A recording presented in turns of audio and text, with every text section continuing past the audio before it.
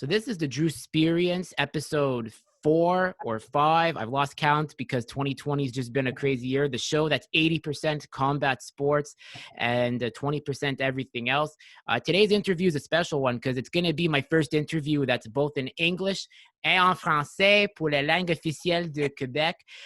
C'est avec une retourne qui était sur l'émission. She was on the show back in January. Special guest, une motivation pour moi pour améliorer mon français parce qu'elle était juste une très grande motivation. C'est le retour de Corinne Laframboise, the return of, as mentioned again in English, Corinne Laframboise. Welcome back, Corinne. Hi, Andrew. How are you? I'm awesome. Je suis très bien. Déjà, j'ai parlé dans les deux langues officielles. Alors, mais oui, no, I will say, like, we're going to do one half in French and then other stuff in English. But I'm doing great. I mean, it's been amazing since I last had you on. Even though it's COVID, like, a lot of things threw us off for a loop. But with all that, like, good changes happen. I saw even with you, like, you were keeping busy with despite all the things going on.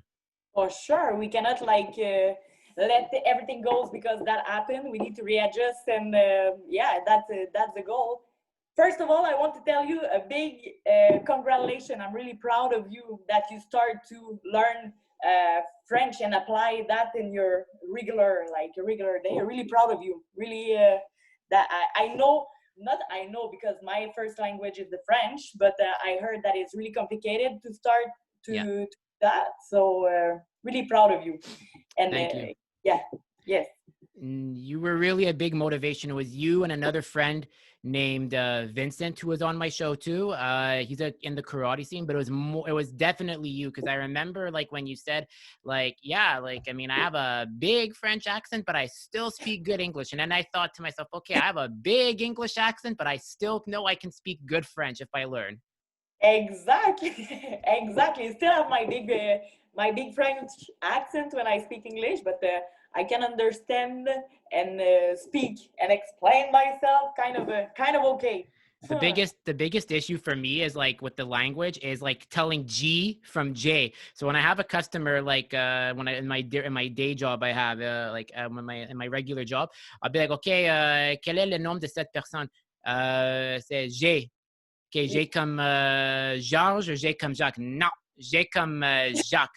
I'm always confused. Like it's like the biggest. It's like I don't know what I'm saying when I hear like G and J. But if the only problem is that, no problem at all.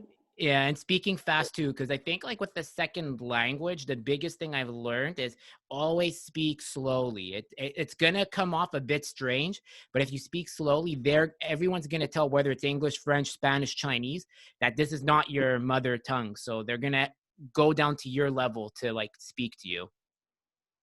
And that way you can understand. So yeah, sounds like a good plan to learn French, and once again, really proud of you about that.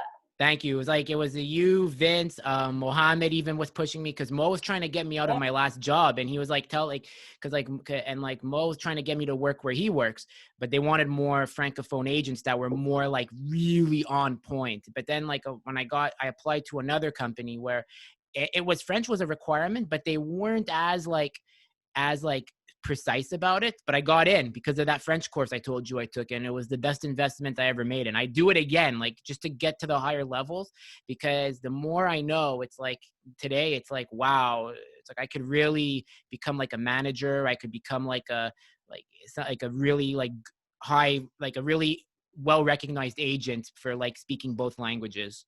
If you put the effort, I think you're gonna achieve whatever you want.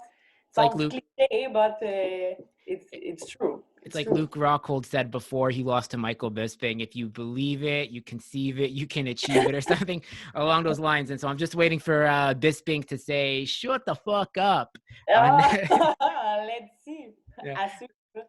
Yeah, no, but it's great. But yeah, how have you been? Like, what's the year been like for you? Because like you were about to have like a few fights this year, if I remember. Then COVID prevented that. Then you fought again. So it's been quite an interesting year for you.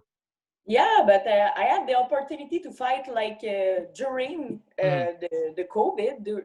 So my last fight in last July, it was clearly not the result that I want, clearly not. But with all the like for the training camp, we was a little bit reduced. We cannot have the optimal gym access, and so it was a different challenge. But and over there, did you see the fight?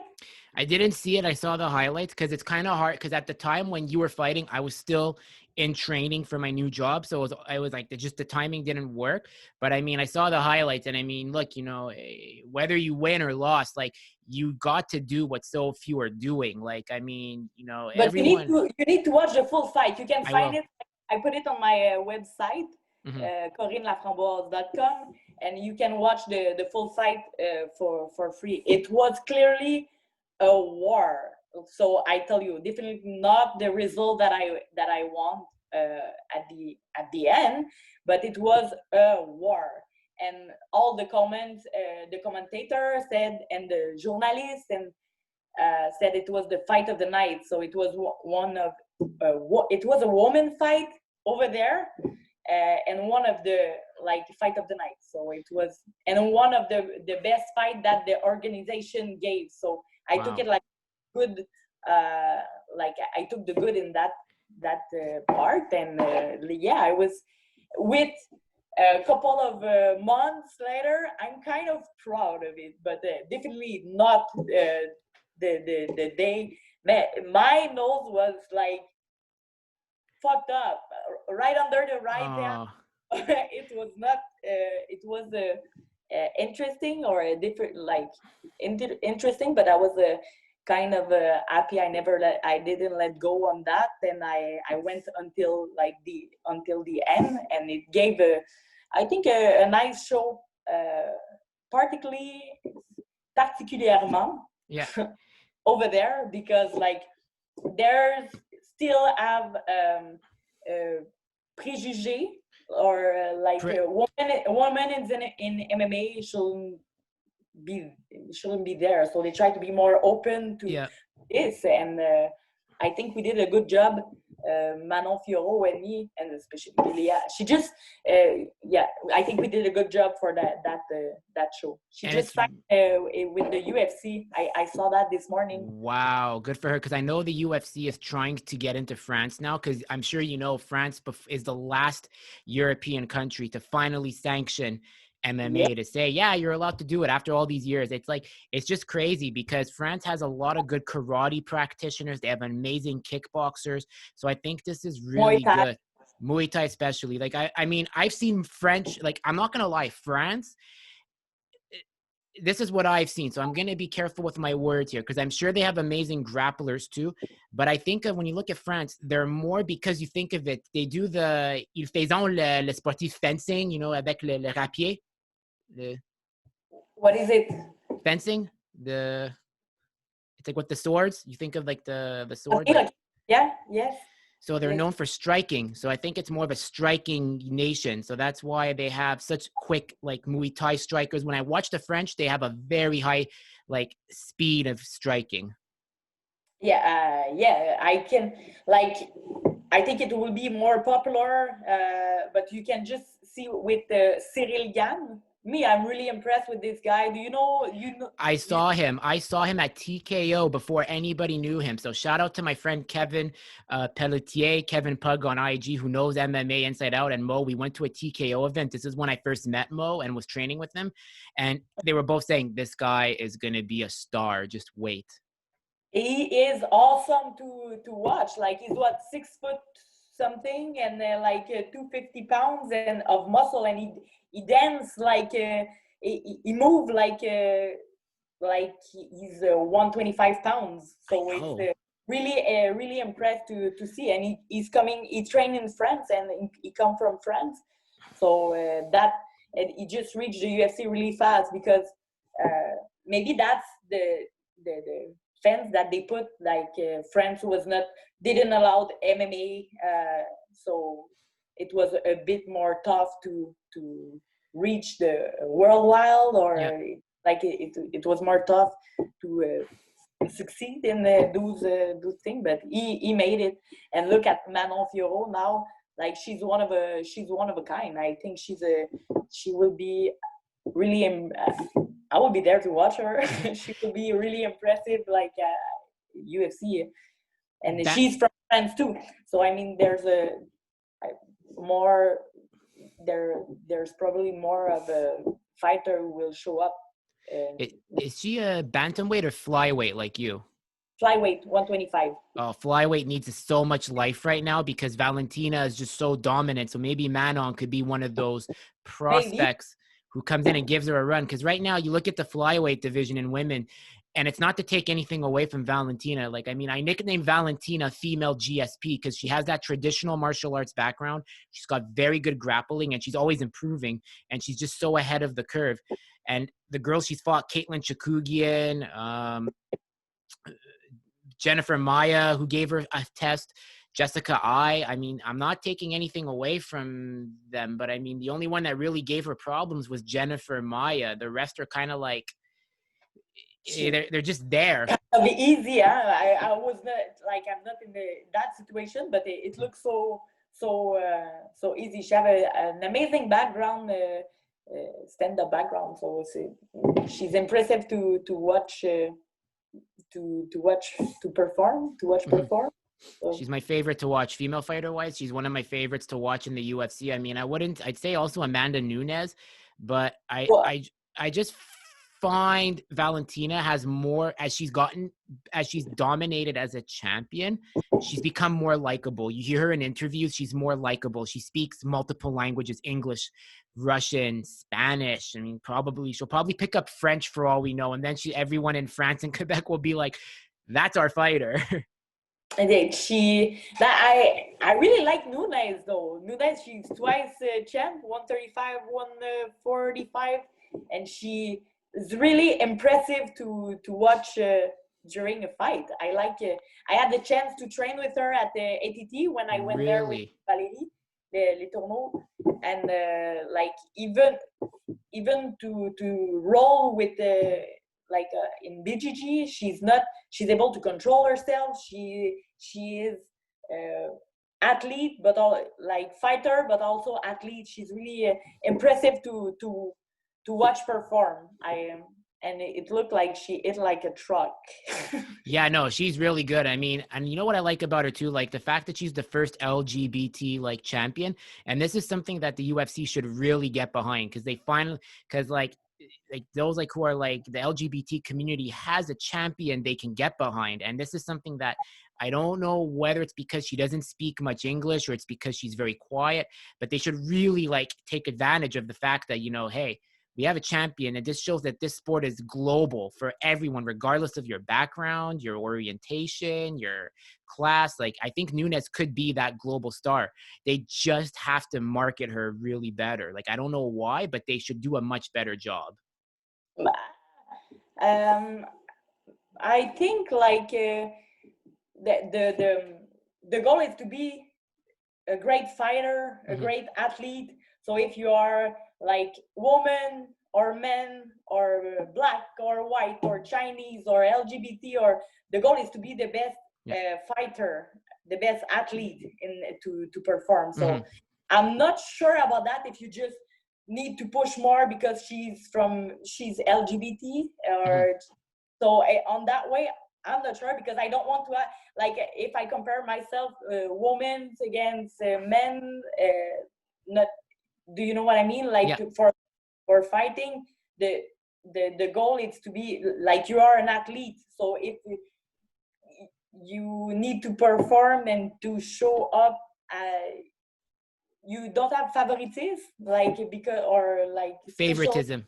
Special treatment. Or special treatment because you are whatever you are. You just need to show as same as everybody that you are an athlete and you deserve your place there. And for sure, LGBT or not, she deserves her place because like she's an incredible athlete and an incredible fighter. She's double champ. She's champ. She's incredible. Oh no, she's going down as the greatest woman fighter of all time. It's always going to be between her and Valentina Shevchenko. And I put Ronda Rousey as third because Ronda was the pioneer. Oh, don't do that. No, okay, you know what? Let's take out Ronda. It's going to be between Amanda, who's first, then Valentina.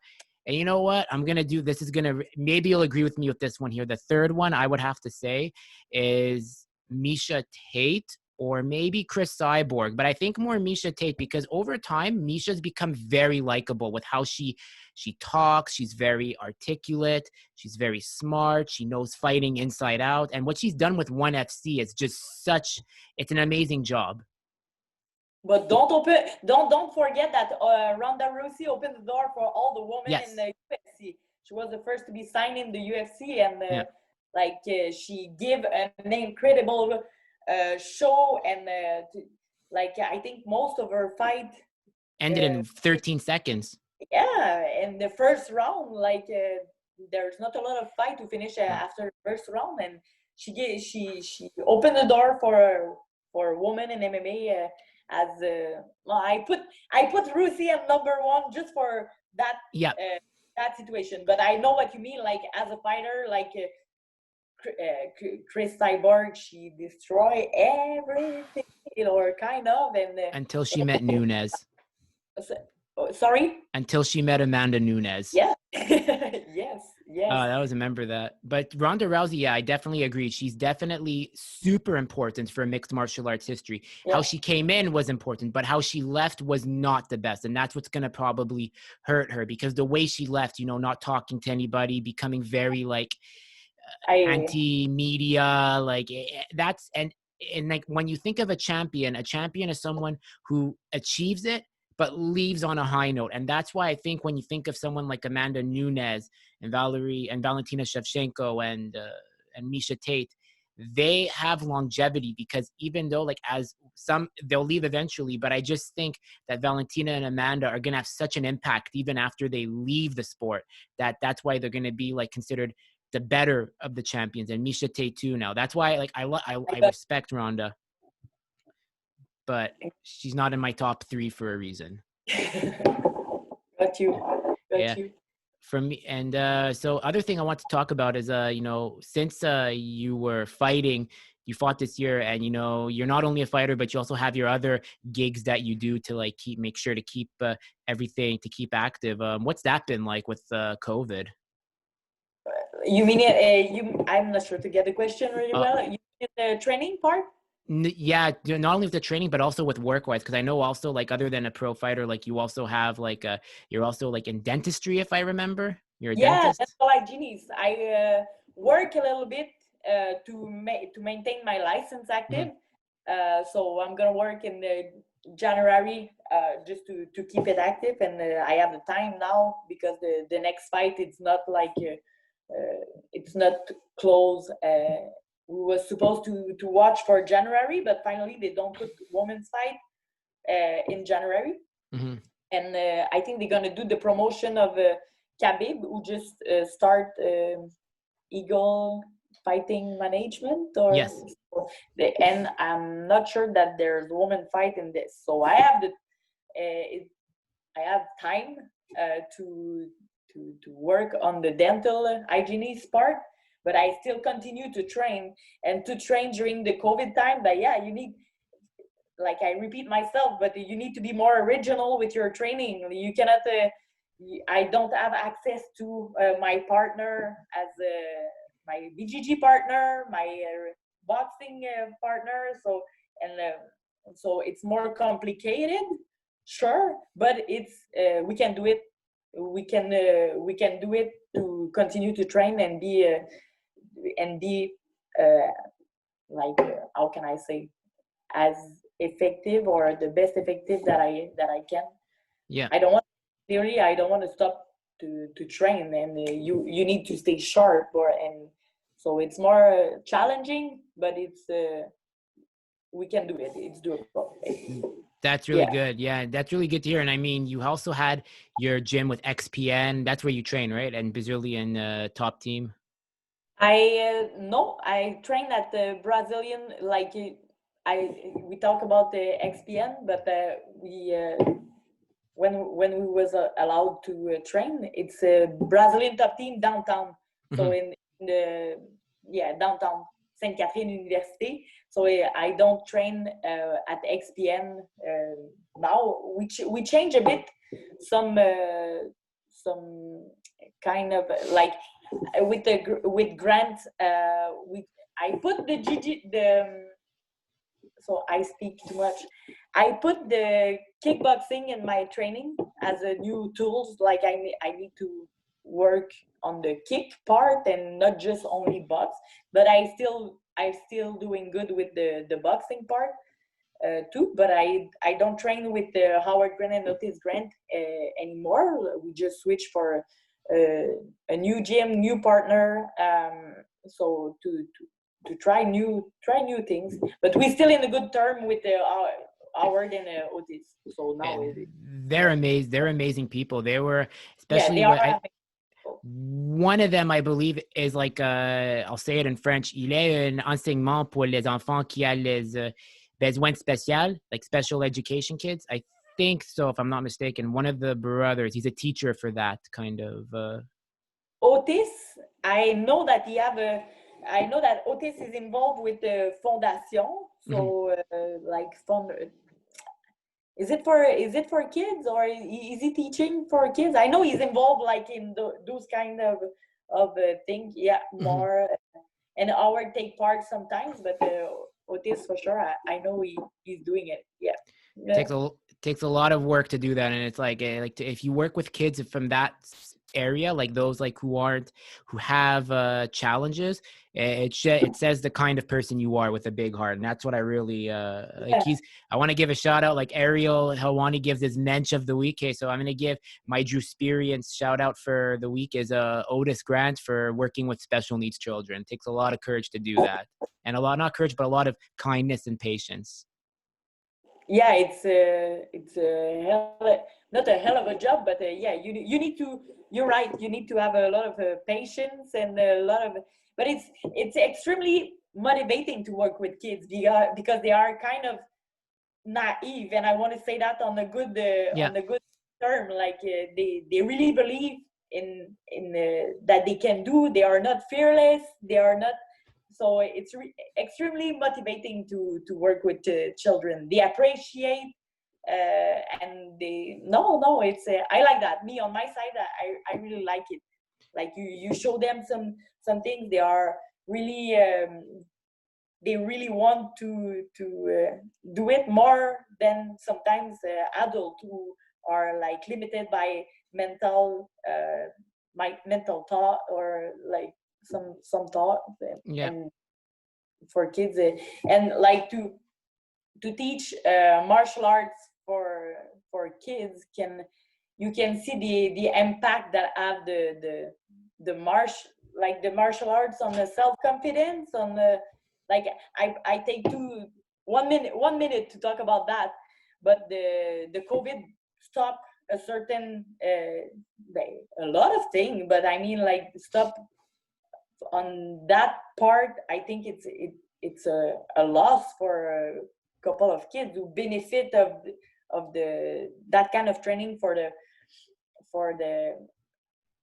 the like let's say I used to teach kids class, and we can clearly see the effect that it have on the self-confidence of the kids and on the some are bullying at school or and you can clearly see the impact, and actually they don't have access to that sport, and it's kind of sad because like and it's sad like I don't minimize the other thing like there's a we we can talk. There's a lot of the restoration are down. There's a lot of the stores are down, no problem, okay, but this part of like impact on our kids who I I don't know how to It's hard. to It's tough. It's like, it's very like tough on them. there can clearly see the impact of the 2020 lockdown on the sport, and that will affect like mental of certain kids and etc. There's a lot of things that will be affected, but the routine, like it's the routine. It gets them to do something other than stay at home and watch TV or play their iPads or video games. It gets them to see their peers, like their friends, their teachers. Like it's definitely very sad with what's going on. And I'm only hoping after the 11th, like they finally realize, okay, let's open it. Look, we have to take more precautions, but I mean, I hope they're gonna do. I hope they're gonna do that or reopening. What do you think? What do you think? I think it's very sad. And on my last podcast I had with Sensei Junior Russo, we spoke about that, like why we don't agree with like I don't agree with it. I don't agree with that the gyms should be closed. I do not agree that martial arts academies should be closed. I think the community. I think it's essential, un besoin essentiel, essential need. Like you need to move, and it's okay to play outside. It's but like gym should be in the priority, and I really think it, same, not just for the health of your body. I mean, for the health of your mental and your brain. I think it's a exactly. I was really happy to see that coalition led by the pro gym owner who was trying to like get the gyms to reopen again. And, I get it. I understand like the pro gym, Christian Menard, he was the one trying to open. Yeah, he made a good job by doing like, I think he put all the security process, like to be able to open, and like he took really care. He was a good representant, so he represented the gym. He was a leader in the I followed him, and I really like the idea that he put some effort and to keep the gym continue to be active. Sorry about my English translate. You're doing perfect. Don't worry. I don't judge at all. The effort is what counts.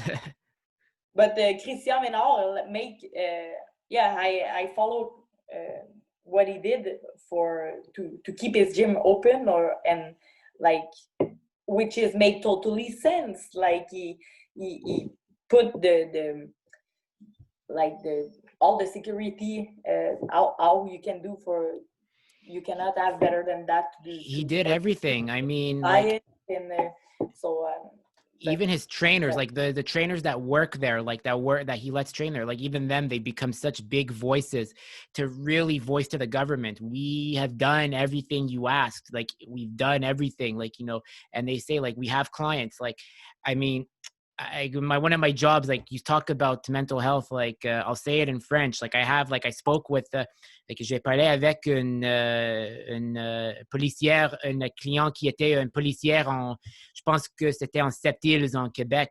Et je demande, OK, comment c'est la situation pour la santé mentale en Sept-Îles? Et il a dit, c'est très triste. Normalement, j'ai appelé durant l'hiver, parce que de la dépression, le suicide, comment tu dis, suicide? Le suicide, c'était une fois par mois, mais avec le confinement, c'est chaque 2 semaines, j'ai reçu les appels, 5 appels. Oh, il y avait un suicide ou un effort pour faire un suicide. It's really sad. And, it's because everything's closed. Like these people, they have their activities, and now you're being told, stay home, don't do it. But if you need help, you can call. Tu veux appel cette agence, or ça va bien aller. And I'm getting tired of hearing it. Like, I mean, it's really annoying now. Like they should just open up the gyms.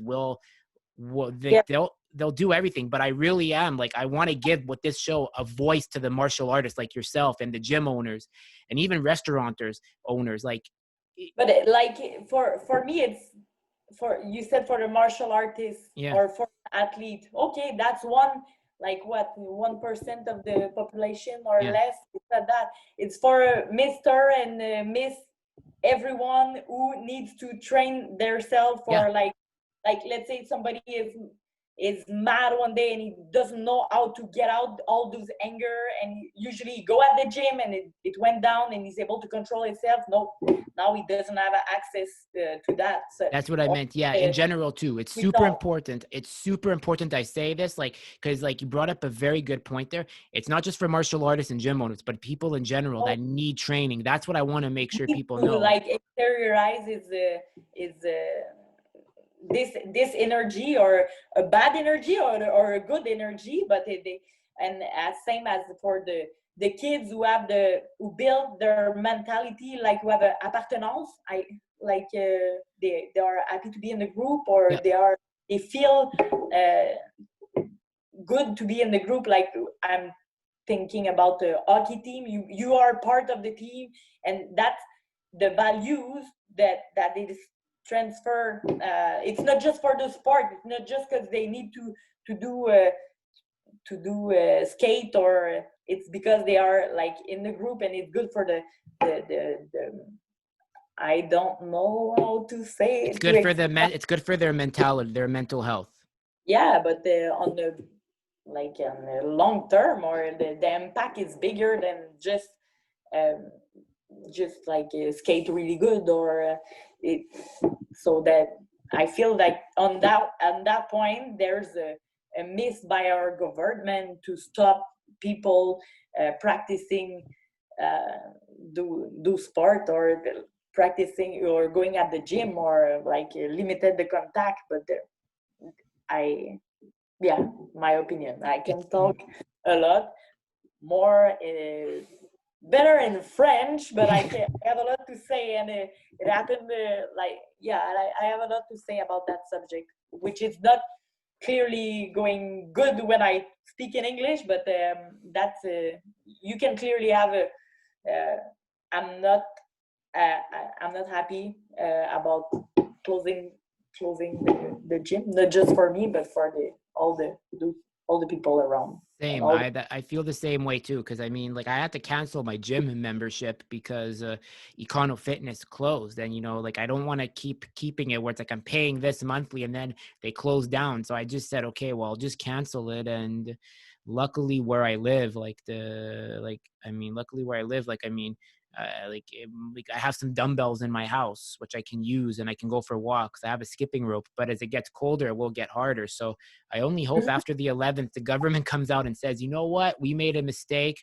We're going to open up the gyms again. We see we have a problem with the mental health and what's going on with people. So let's open it up with restrictions. Okay, you can limit it. Like add, okay, for 2 hours you can have 30 people, and then for another 2 hours you have 30 people, or an hour.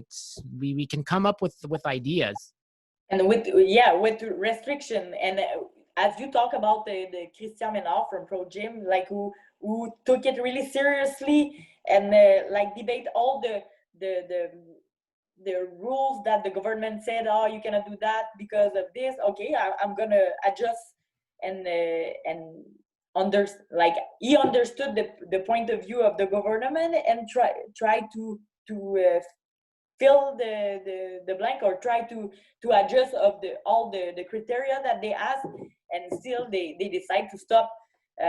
Instead of doing a protocol, they decide to stop all the gym access, or to cancel the gym membership, or that's a bit I don't know. I don't know. He did it right. I mean, he's such a good representative of the gym owners right now, because he really went and like represented them well. So he's another one that he's done such a good job of like really being like a leader. And it's not easy to be a leader, because it's one thing to be a leader, and everyone wants to be a leader. But to be a leader, you have to know you're going to get criticism. You are going to have people that agree with your opponent, and he's going at it, not caring. And that's what it takes to be. And he's probably inspired many people in Quebec and Ontario with Ontario's lockdown. And maybe he doesn't realize that, but I really hope he does, because he's done such a good job of representing why gyms should be open for this mental health of everybody in general. Mm. Yeah. And so now I'm going to change it up to French as promised. So this is what everyone's been waiting for. Alors, OK, je vais demander parce que vous étiez dans Dubaï pour je pense que c'était pour 2 fois ou 3 fois. Dis-moi l'expérience de cet pays. J'ai été 3 fois à Abu Dhabi. Mhm. La première fois, c'était pour des compétitions de jiu-jitsu brésilien. La deuxième fois, c'était pour un combat. Oui, pour un combat. Puis la troisième fois, juste là, on est seulement atterri à Dubaï, mais tout se passe à Abu Dhabi. Fait que j'ai pas eu la chance de visiter Dubaï, mais Abu Dhabi, j'adore cette place. Like it's really really impressive. All yeah. Do I continue in French or En, in English? en français. Mais En français? si c'est trop difficile, je vais demander pour une explanation en anglais, mais je pense que je peux comprendre la majorité de quel tu as dit. Parfait, parfait. Mais, fait que Abu Dhabi, pour moi, c'est vraiment super. Là, la dernière fois que j'y ai été, c'était différent, étant donné qu'on était dans le temps dans le temps de COVID là-bas. Fait que les restrictions sont un petit peu plus sévères. On a passé tout le temps du camp, de la fin du camp d'entraînement ou de l'arrivée à l'hôtel avec on n'a pas le droit de sortir à l'extérieur de l'hôtel. Il y a plusieurs tests pour le COVID qui étaient demandés avant de partir à l'aéroport, en arrivant à Dubaï, parce qu'on atterrissait à Dubaï, pour faire la transition, de passer de la ligne de la frontière jusqu'à Abu Dhabi. Une autre à Abu Dhabi. On a été testé 2 fois rendus sur place. Puis j'en ai eu là, des tests avec le swipe dans le nez. Ah, Ça fait, ça change pour y avoir été dans le temps où est-ce qu'il n'y a pas de COVID puis qu'on peut se promener partout. C'est différent. Là, on était un petit peu plus limité dans les activités. Moi, je voulais aller faire Après, je voulais aller faire du chameau dans le désert ou bien des safaris ou bien explorer un petit peu plus la place. Puis on est assez limité dans les activités. C'est comme partout ailleurs sur la planète, j'imagine. Mais c'était différent là, de se promener avec les masques. Eux, ils se promènent avec les masques partout dans la rue. Mais sont un petit peu plus... ils étaient un petit peu plus avancés dans le sens où est-ce qu'on arrivait à l'aéroport puis on passait le test pour le COVID à l'aéroport. On avait directement le résultat 2 jours, une journée ou pas trop longtemps après. En tout cas, ça limitait, étant donné qu'ils ont beaucoup d'argent, ben, ils ont les moyens pour encadrer ou pour donner un meilleur service, si on veut. OK. Je pourrais pas. Ça, c'était ma dernière expérience d'aller à Abu Dhabi pendant le temps du COVID. C'était différent. Puis sinon, pour y avoir été avant, ben c'est quand même magnifique, je me répète, très jeune dans le sens où est-ce que le pays est nouveau, ou c'est pas des pays, c'est des Émirats, où c'est relativement nouveau. Fait que toutes les infrastructures, toute l'architecture, c'est de la high-tech. Fait que ça, c'est intéressant, c'est surprenant, intéressant à voir aller aussi.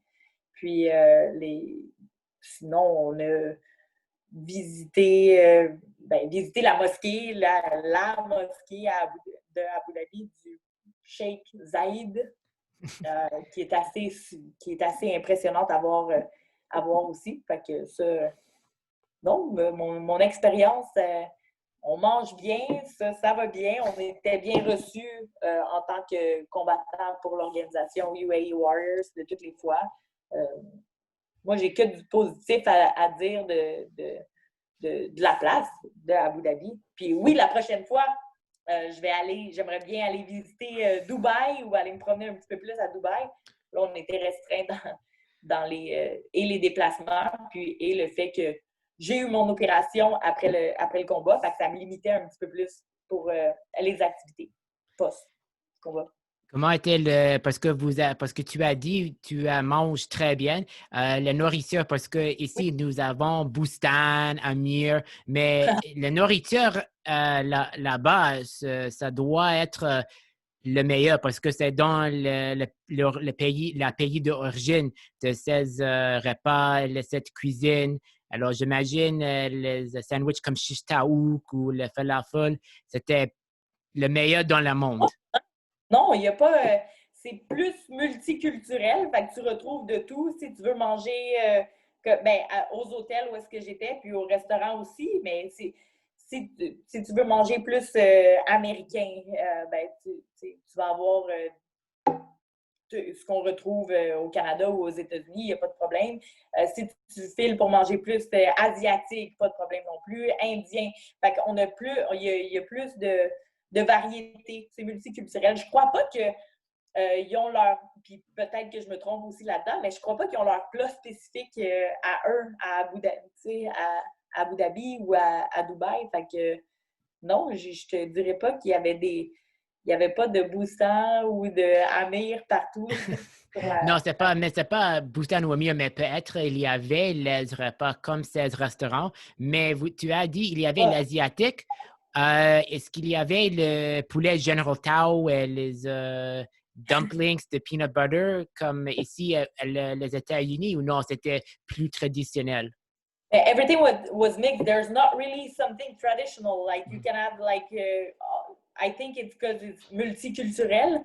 So you can have food from who's Canada or United States, or there you can have food who's more like France or more like Germany, more like Indian. So it's a mix, but there's not their own food D'accord.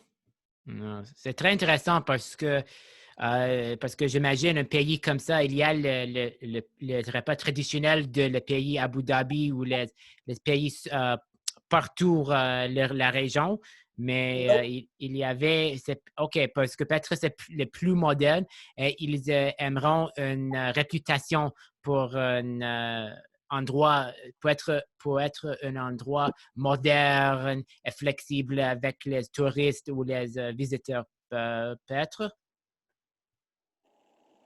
Peut-être, mais comme je te dis, en 3 fois, j'ai pas trouvé qu'il y a pas de bouffe traditionnelle ou de repas traditionnel de ce que je me rappelle. D'accord. Et ce qui est parce que parce que de la troisième fois, pour faire les activités, c'était plus limité parce que de la COVID. Mais avant, j'ai vu une photo sur votre Instagram. Tu as visité je pense que c'était le mosque, mais c'était pas, comment tu dis holy en français? Holy. It was C'est a la holy. mosquée. C'est mosquée. Oh, ouais. Oui, mosquée du Sheikh Zayed. Fait que c'est Wow. la mosquée. How you call that in English? Mosque. Mosque? OK, mosque. Fait que c'est la plus grosse mosquée à Abu Dhabi. Je crois que c'est la seule aussi. Je suis pas sûre de ce que je dis, mais c'est magnifique, impressionnant. Puis ils ont un gros achalandage de gens qui se promènent là-dedans. Là. C'est énorme. C'est une attraction, une des plus belles attractions à voir, selon moi. Puis, tu sais, c'est impressionnant. Là. Ça vaut la peine d'y aller.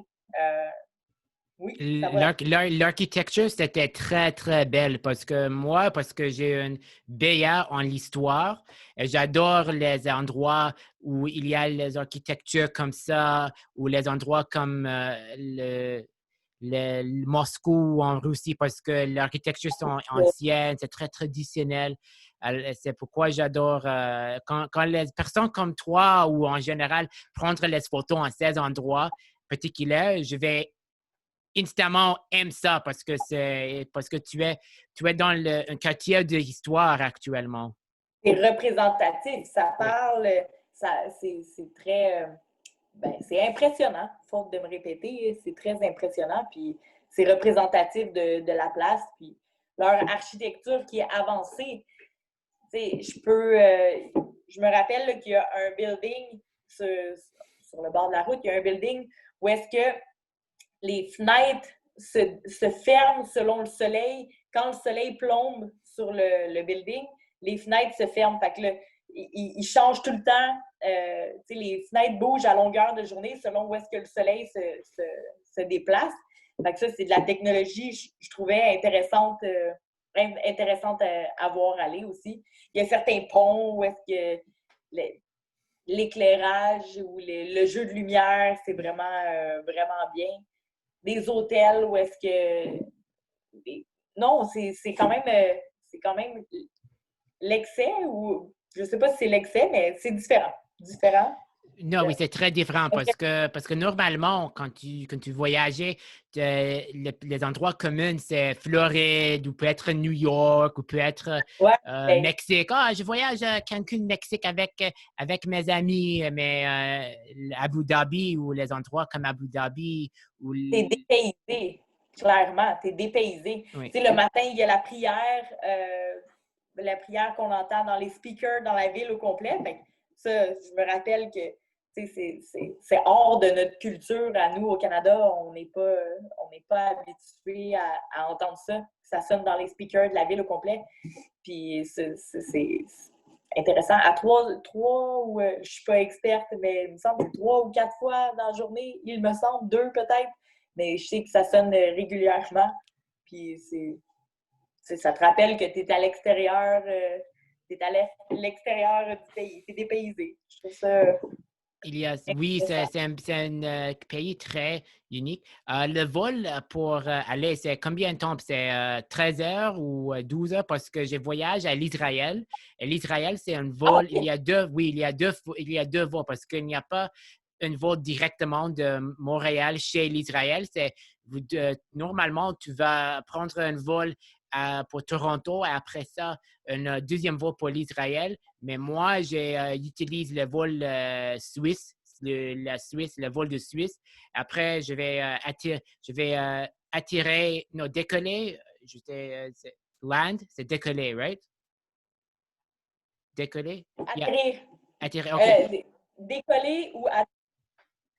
D'accord. OK, je vais apprendre. OK, merci pour... En Israël, c'est mon prochain voyage que je veux faire hors du travail.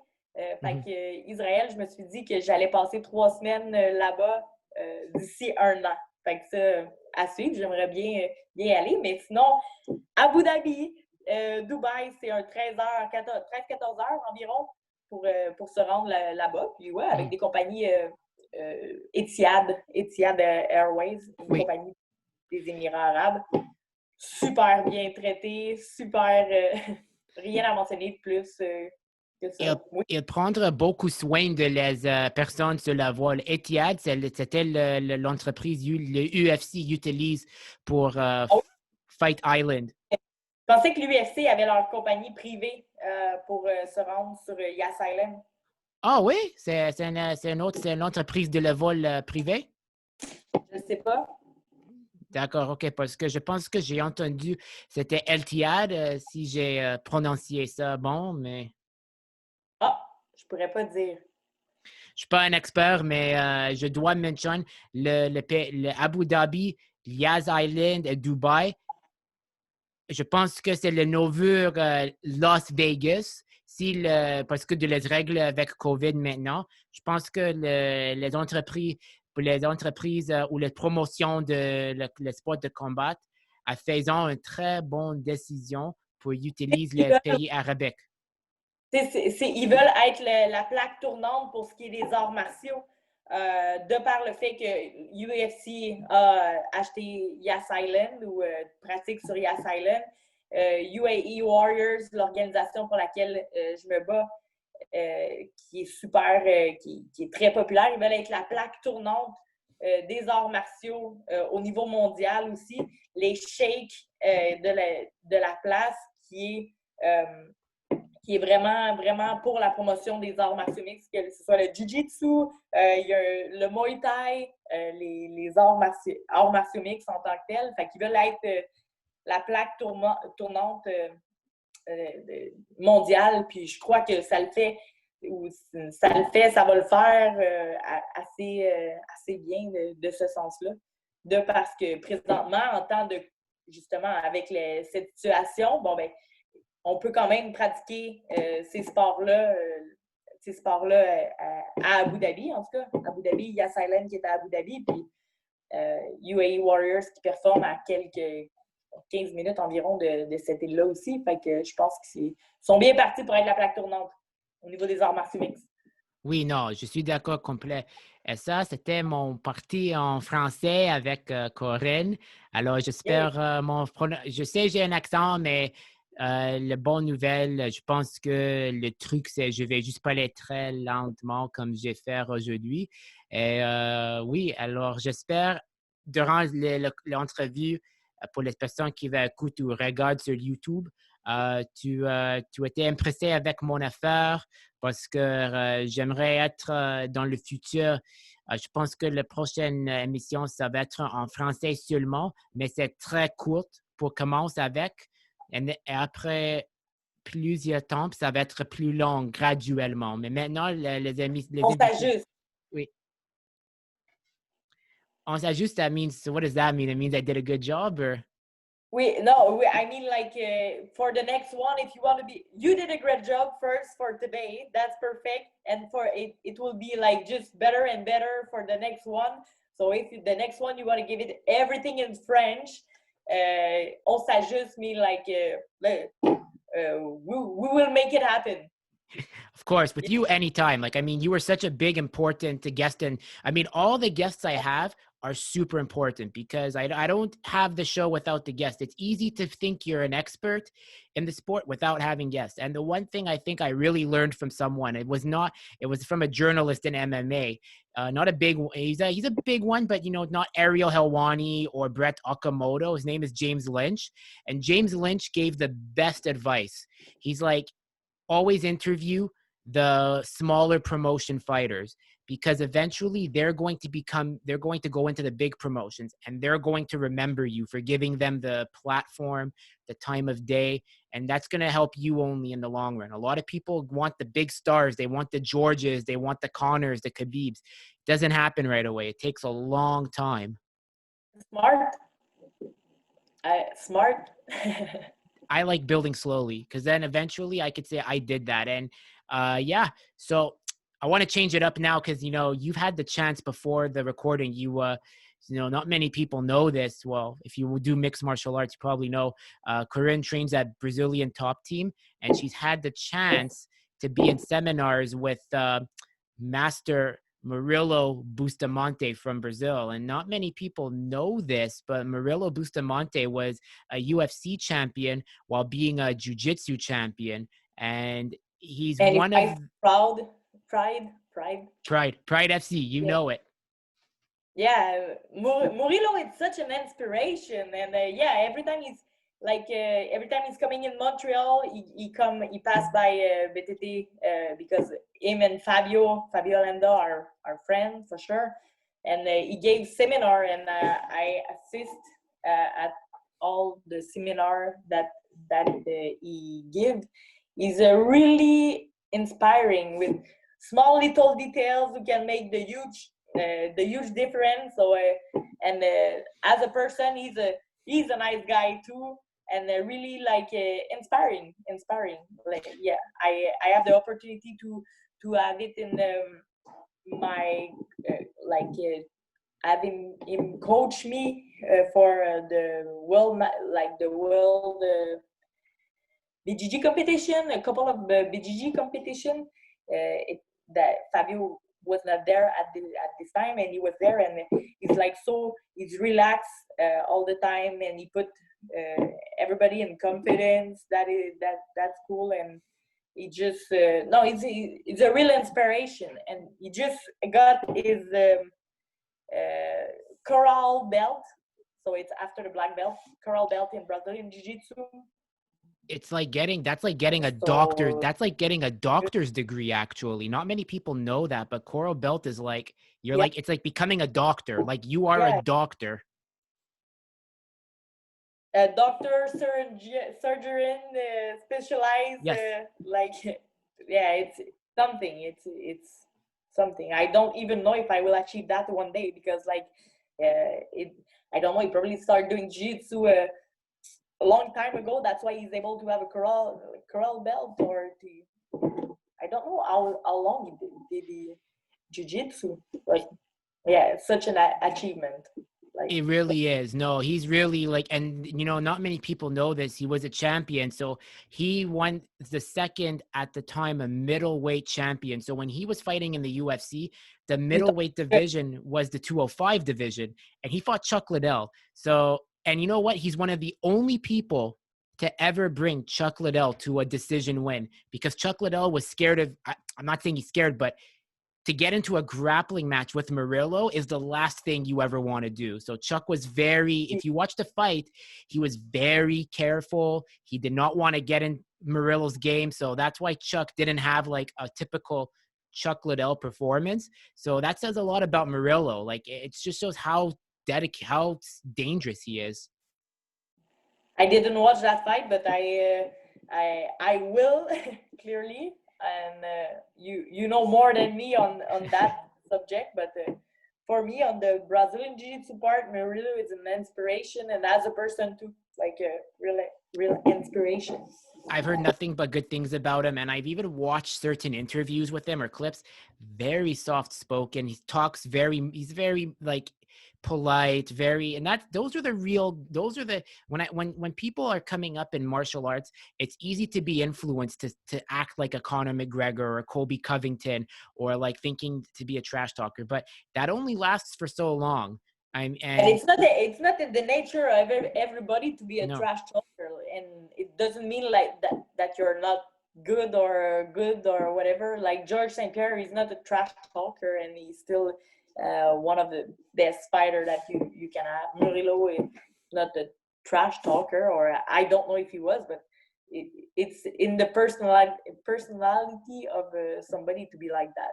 Like, the only thing George ever trash talked was when he said to Matt Hughes, I'm not impressed with your performance." I'm not impressed by your performance. That's the only time I've ever heard George trash talk, and it's like still to this day, it's like in every mixed martial arts fan like vocabulary when they think of George before he became champion. And it's like, and that's what I like, as you just said, you don't need to trash talk to become a good fighter. It's about how you perform, and about also how you behave outside of the ring too,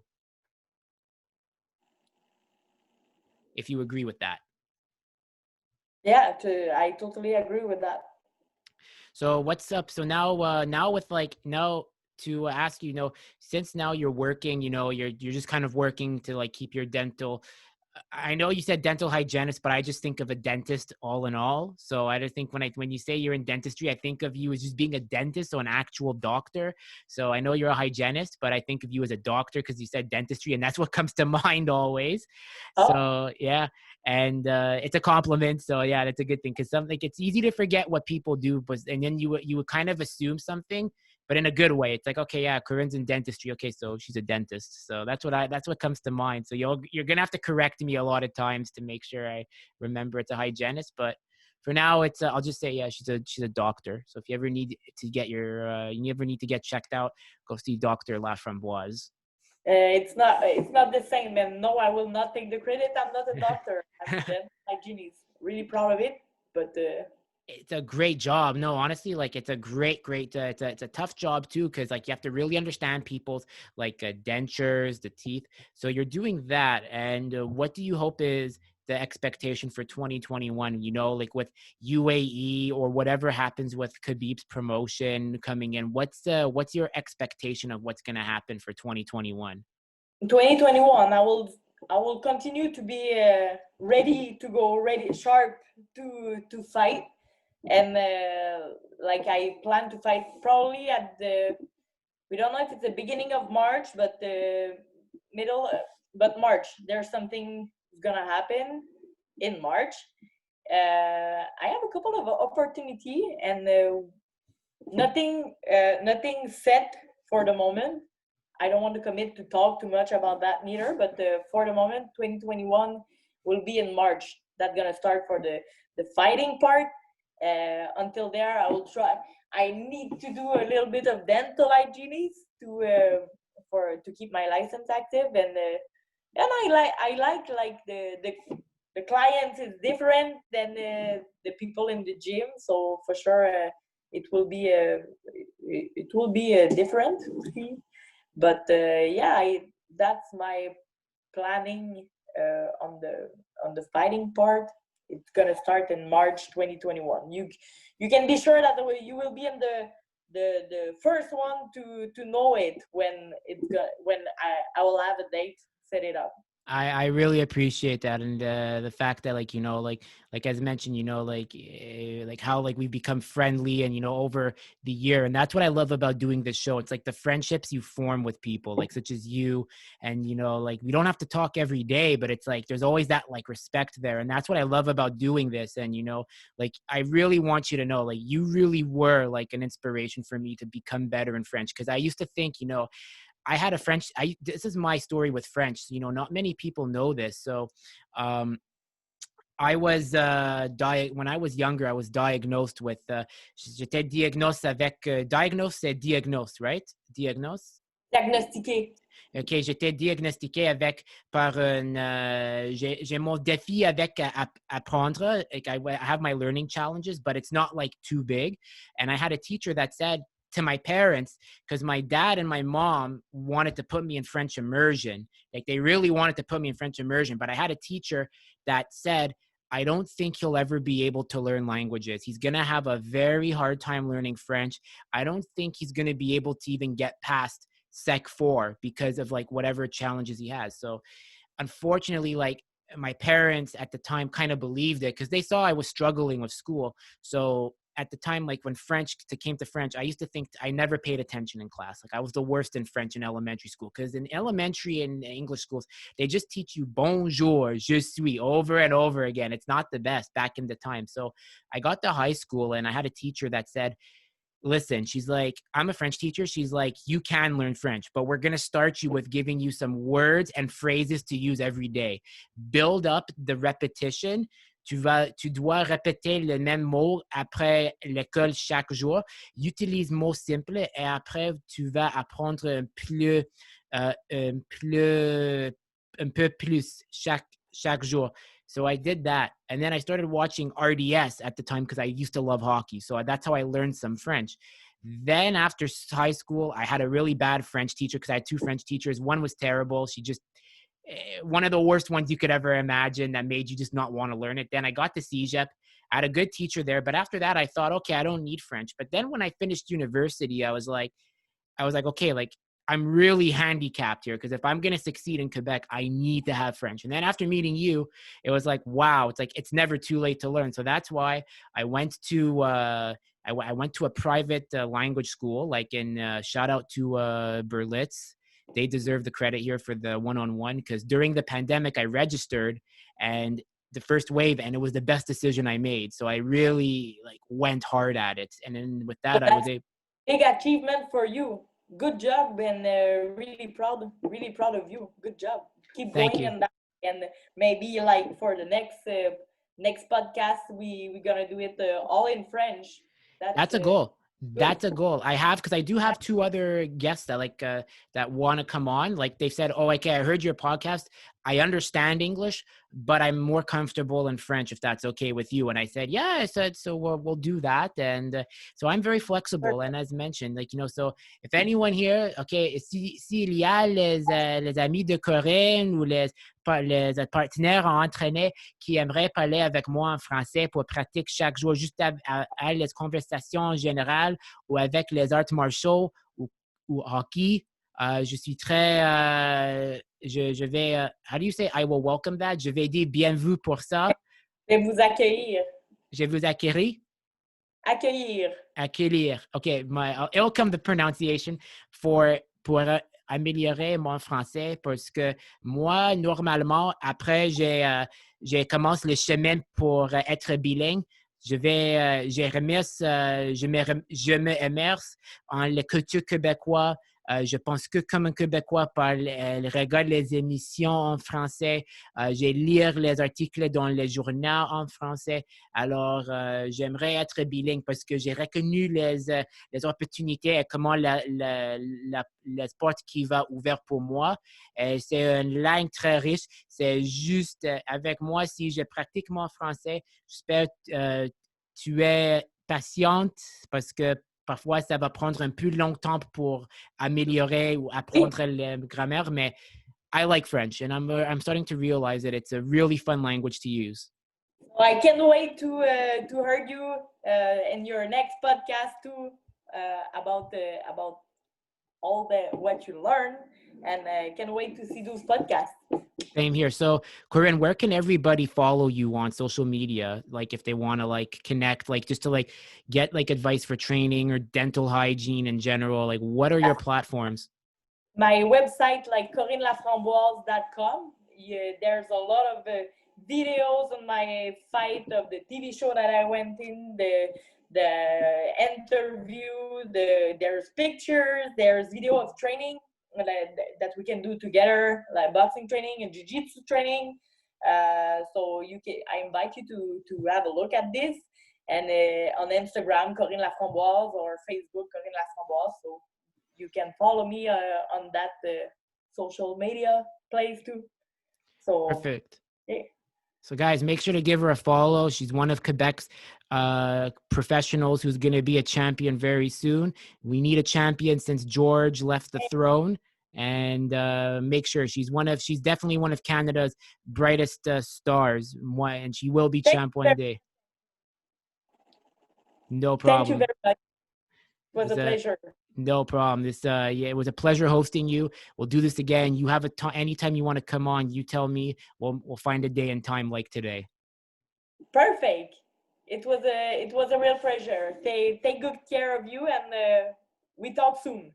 Sounds good. So the podcast will be on Spotify, iTunes, YouTube, and wherever else podcasts are for audio later today. I'll make sure to post it, publish it, and then we'll see. So have a great one, guys. Bonne nouvelle année, joyeux Noël, happy New Year, happy holidays. Bye. Bye.